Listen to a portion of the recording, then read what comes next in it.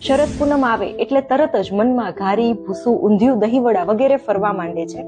પરંતુ આજે આપણે જાણીએ કે આ બધી વસ્તુઓ શરદ ઋતુમાં ખાવી એ કેટલી યોગ્ય છે. આયુર્વેદ અનુસાર શરદ ઋતુ એ સ્વાભાવિક રીતે પિત્ત પ્રકોપની સિઝન છે. આ સમયગાળા દરમિયાન બધાના શરીરમાં પિત્ત એટલે કે ગરમી વધી જતી હોય છે અને પાચન શક્તિ મંદ પડી જાય છે.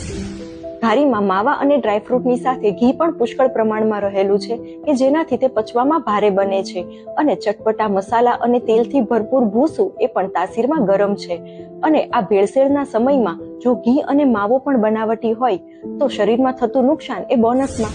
આ જ રીતે તીખું તમતમતું અને તેલમાં ડૂબેલું ઊંધિયું એ પિત્તને વધારનાર છે અને દહીંની તો તાસીર જ ગરમ છે. માટે આયુર્વેદ અનુસાર શરદ ઋતુમાં દહીં ખાવાની મનાઈ કરવામાં આવી છે.